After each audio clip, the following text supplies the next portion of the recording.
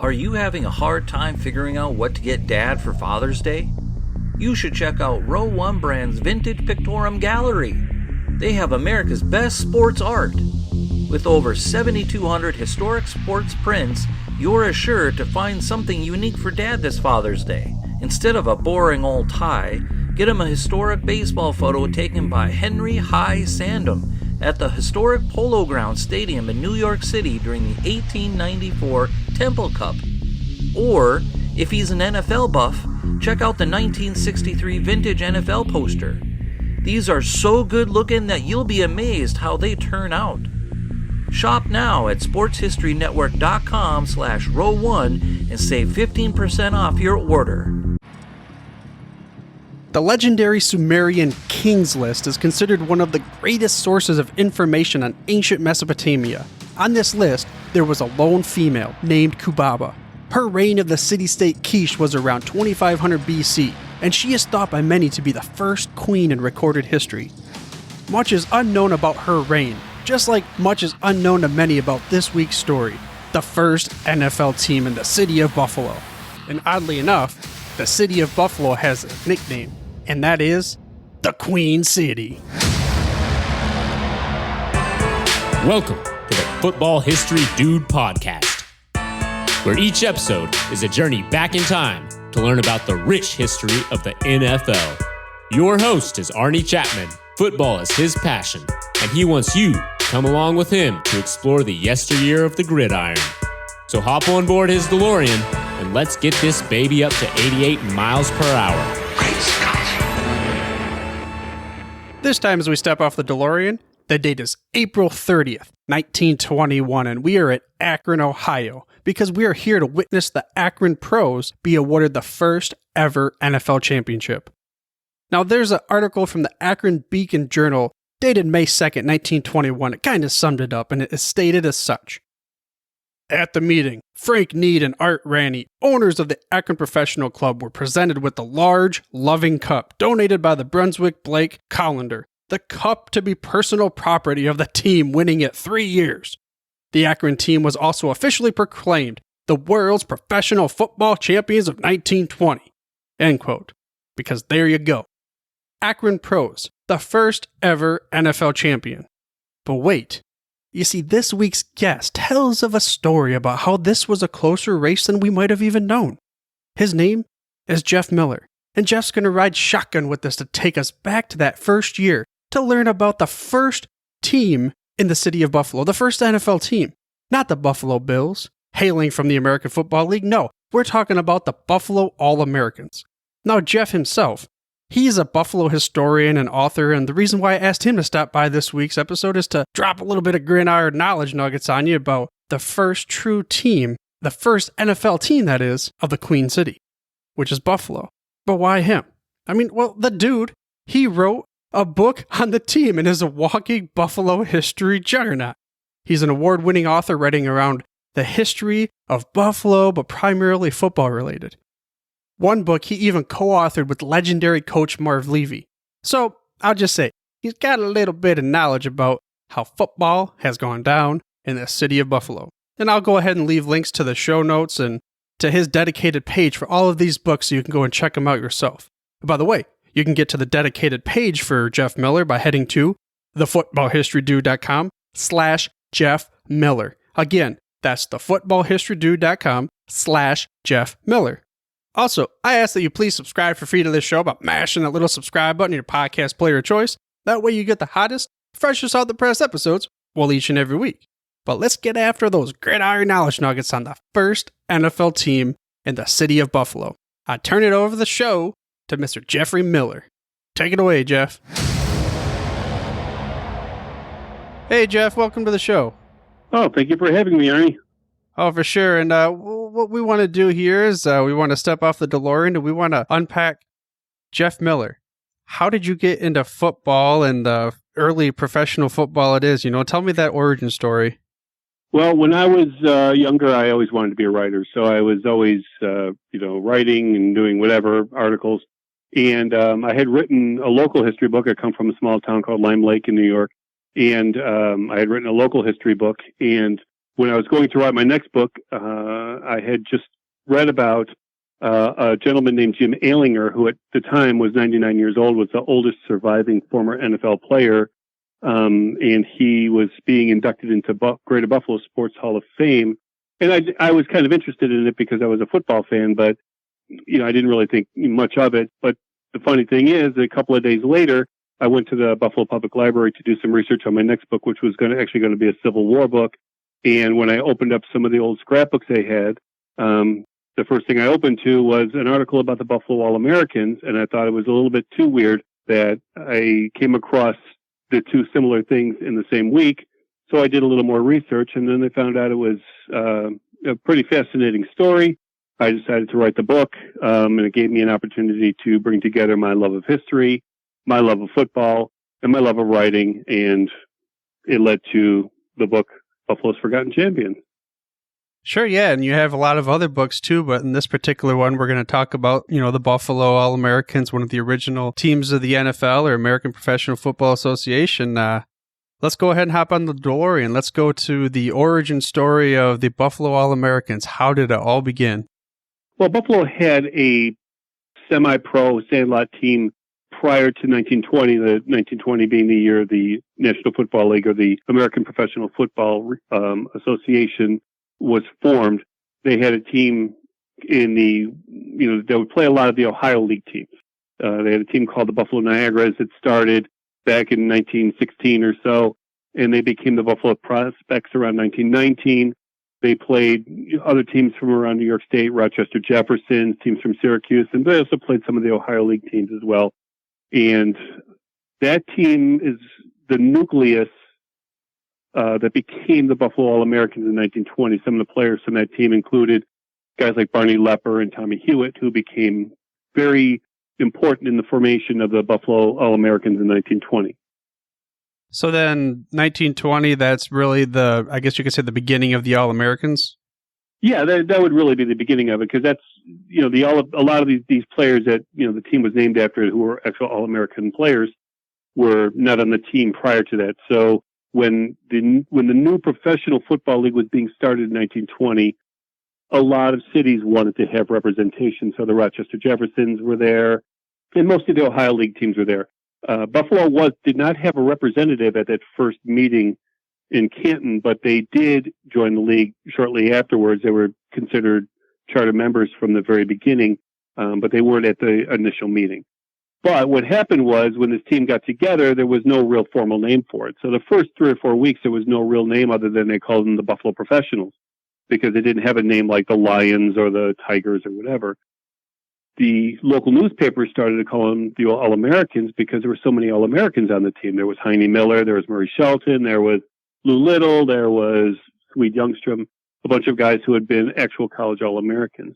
And the team became known as the All-Americans and just kind of adopted that moniker as their official name, probably somewhere through the season, although there's no official record of when it became called the team became called the All-Americans.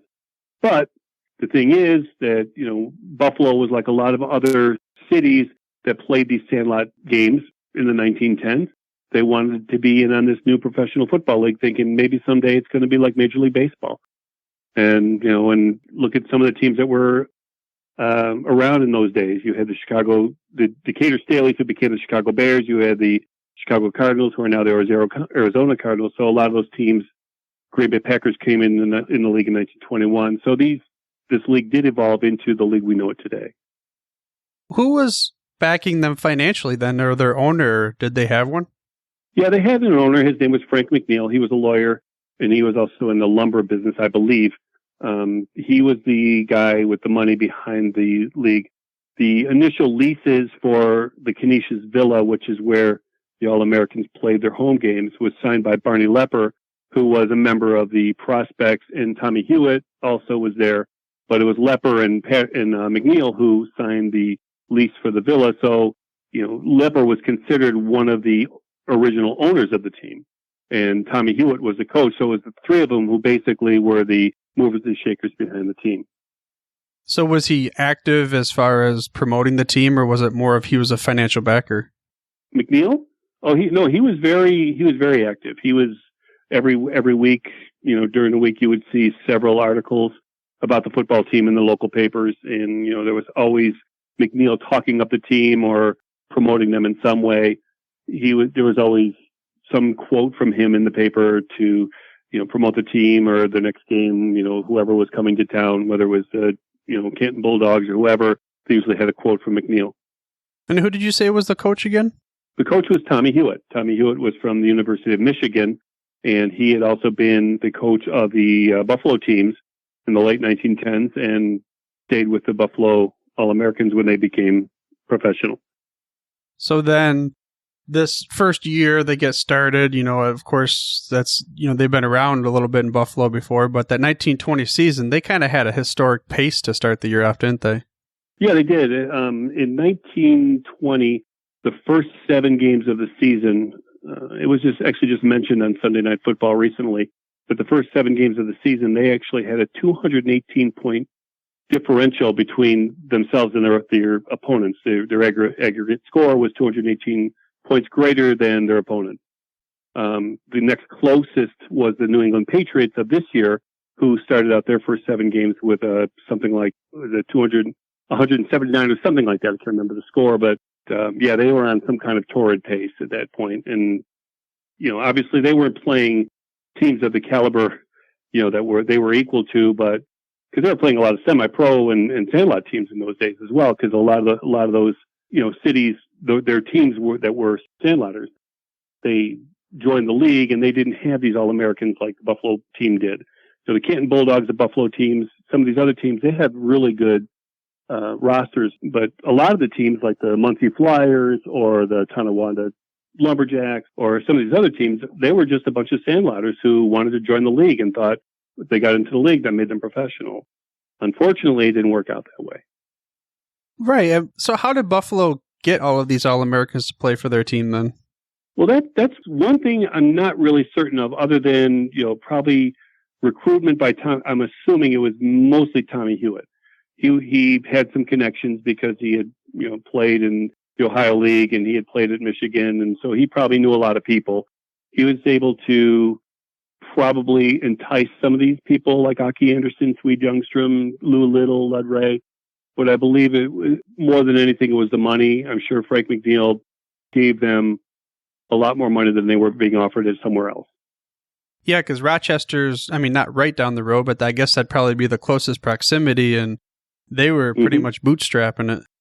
Yeah, Leo Lyons up in Rochester didn't have the kind of money that Frank McNeil had, so they tried to go out and get Jim Thorpe, and they tried to go out and get Red Grange, I believe, but they just didn't have the money to pull it off. And by the time Red Grange was coming in 1925, Buffalo didn't either. So, it took a team that was based in either Chicago or New York that was going to get a player like Jim Thorpe or Red Grange. They were just too high priced. Yeah, and speaking of, Red Grange, like you said, was a little bit too far down the road, but at the beginning, did they play Jim Thorpe and the Canton Bulldogs in that 1920 season? Yeah, as a matter of fact, they did. At the end of the season, on December 4th in 1920, they played the Canton Bulldogs at the Polo Grounds in New York, and it was actually the first Major League professional football game to be played in New York City. And attendance estimates are somewhere between 15 and 20,000 that attended, which is pretty great considering here in Buffalo at the Canisius Villa, they were drawing 7,000, 8,000 per game. So that was pretty darn good. Do you know why they played, considering Canton and Buffalo, neither one of them are from New York City? Why did they play in the big city? Well, Canton would be the logical choice because of Jim Thorpe. They had the biggest name in the sport in that one person right there.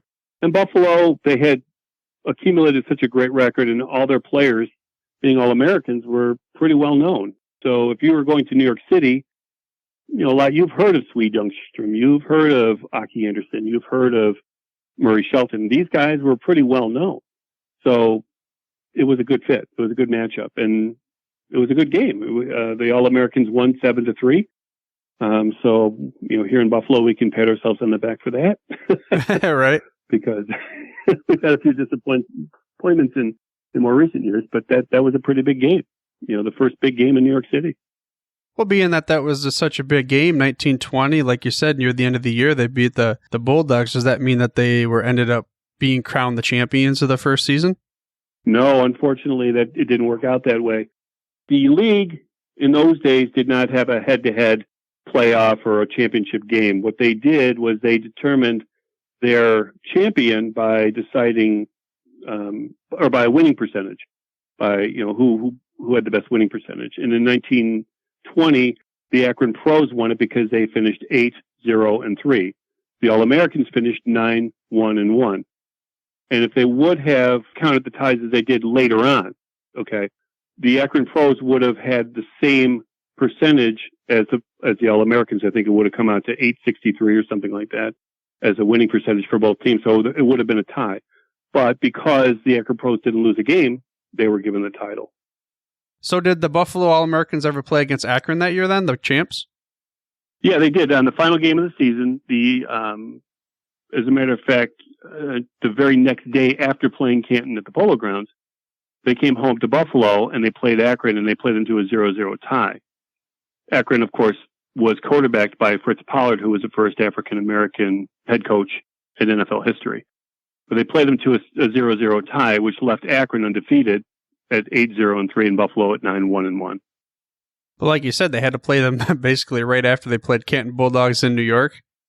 Yeah, but it was a pretty common thing back in those days. You might even see a team play 3 games in one weekend. They might play on Thanksgiving Day and then on Saturday and Sunday. And, that's just kind of the way it was because the players were just playing for the money. So if you were offering them $250 or whatever, the better paid players are making, they're saying, yeah, I'll play it. Yeah, sure. I'll make $750 for, 4 days work. Back in the 1920s, that was pretty darn good money.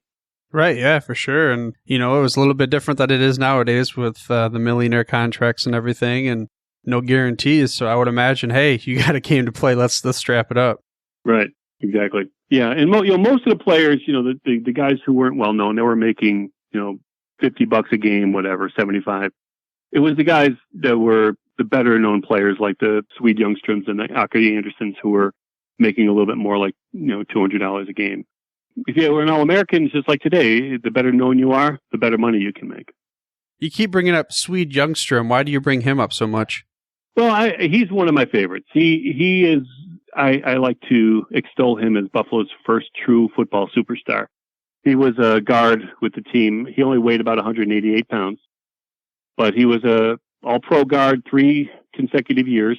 And I actually have records that show that he may have gotten a couple of more all-pro nods, but the records weren't that well kept back in those days. And the all-pro teams were chosen by different newspapers or whatever. So, but Swede Youngstrom was, let's say, a multiple all-pro, and he played here for 6 years. And the first 2 years, they were 9-1.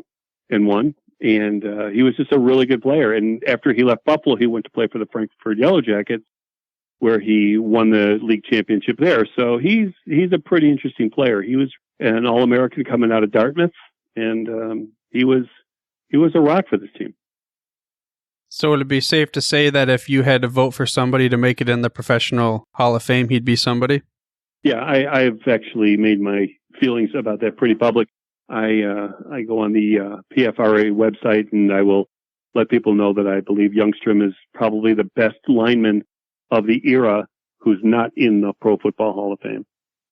Well, maybe someday they'll open it up to some of the real long time goes. I know this year they're going to be adding more players, but I don't think I've seen his name on there as a finalist. No, you won't. And it's sad because I think they're probably going to go back and maybe get 2 or 3 people from the 20s and 30s, and then everybody else is going to be from the 50s and beyond it, or 50s and up, I think.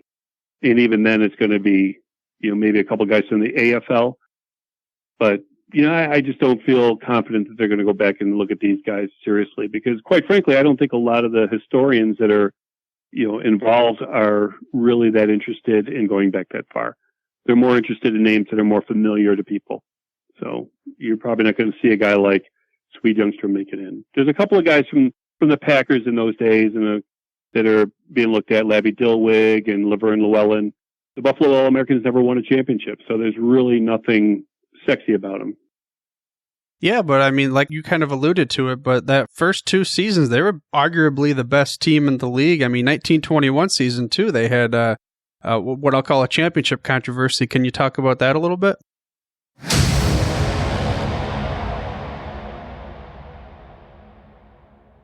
Controversies, championships. Buffalo? I didn't think they had an NFL championship.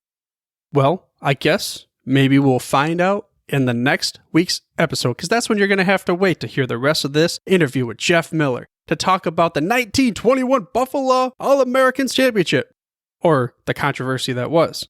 And also he discusses beyond 1921 about the first NFL team in the Queen City. And if you haven't figured this out, I want to thank Mr. Jeffrey Miller for coming on the show, riding shotgun with us on the DeLorean, giving us those gridiron knowledge nuggets about the first NFL team in Buffalo City. I tell you what, there's some pretty cool stories that I myself never even fathomed could have happened. But so goes the 1920s, before the 1920s with professional football and beyond.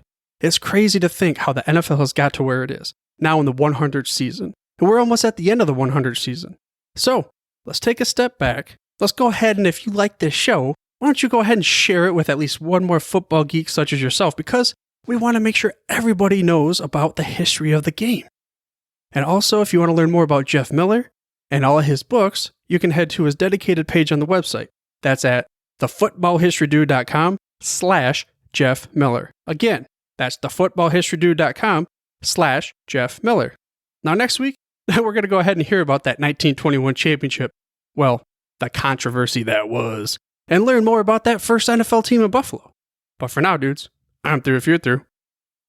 Thank you for listening to this episode of the Football History Dude. To make sure you're the first to get the next episode, please subscribe on your podcast player of choice and head on over to thefootballhistorydude.com for the show notes and more information on the history of the NFL. And remember, dudes, where we're going, we don't need roads.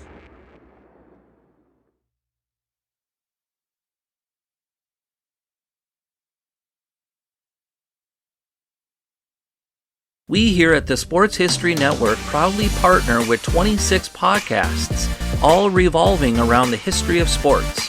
But did you know that many of our hosts were sports history authors way before they started their shows? It's true.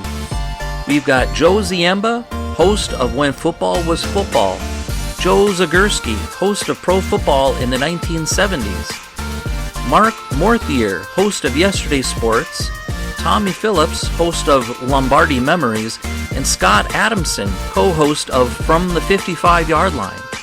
All these authors have many books for you to choose from. To check them out, go to our website at sportshistorynetwork.com/sportshistorybooks. Pick up your copy today. Soundtrack provided by Kevin MacLeod of filmmusic.io.